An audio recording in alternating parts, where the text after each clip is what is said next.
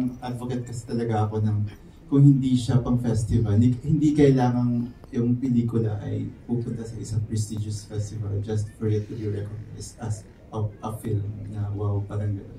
Kasi more than anything, like seeing din both films kanina, parang ito dapat yung mga pelikulang napapanood ng mga Pilipino. And siguro eventually, bahala na si Kate, pero gusto namin siyang i-upload sa YouTube. Pero like, it would make sense. Kasi parang eventually, pag nalipot niya siguro yung mga festivals, most especially in the region, sana mag-available siya to anybody kung saan man siya sa mundo. I think yung pinaka-primary first objective is really to expose Kate. Since she's a new storyteller, is to really expose her to the film industry, the local and international. So after no mga festivals, I think we have the one mix of FDCP. That could be also a good platform for us to be able to share it. And before namin i-upload to YouTube. So, so that could be also an option. Yes. Basta importante is for Kate to really grow muna, to expose herself sa industry. Okay. Last question ko na lang po. Just aside from, di ba po the previous films were parang pinadala rin for Busan, tama po ba? Some of the one of the films that was developed was produced by another festival and went to Busan. Yes. Okay, but are you also aiming for, let's say, other international festivals na pwedeng ilaban din doon? Yung for Bisan Abo, it was already screened in Jogja Netbank Asian Film Festival in Yogyakarta. So it's one of the big film festivals in Asia.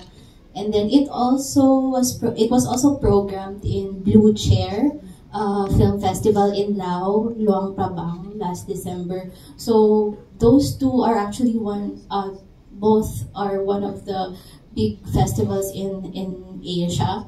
And I think like staying true to what my titos in SLS said, we want to infiltrate festivals that are more regional, that have that can relate as well to the film. Kasi, di ba, I mean, paano naman nila ma-appreciate yung pelikula kung hindi sila nakaka-relate?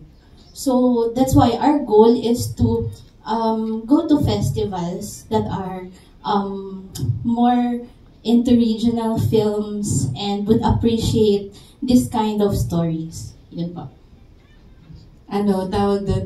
Actually, unang i-announce din sa Indigenous page kapag pababalitaan nyo kapag ipapalabas na officially, pag nag-premiere na officially ang Muli na Ka-Merly. Siyempre with the goal na, ako personally, ang goal ko, maraming makanood sa kung paanong strategy na gagawin kasama ng mga producers. Ayun yung goal.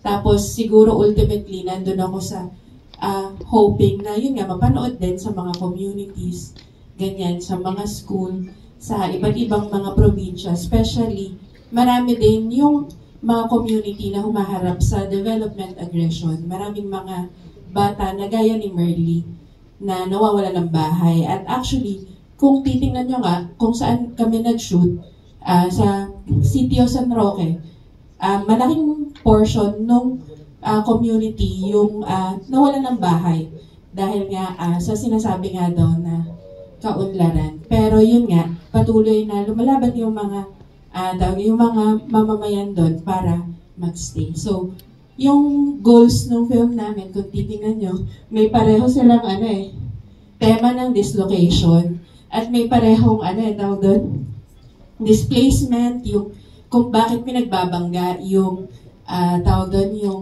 interest ng mamamayan at saka nung mga corporation na kung titingnan natin, para kanino nga ba yung Pilipinas, para kanino yung Sikwan, para kanino yung komunidad, diba? Kung hindi rin naman para sa atin na, yun nga, gusto natin i-nurture yung next generation na magkaroon ng tahanan at ng chance na mangarap din. Thank you.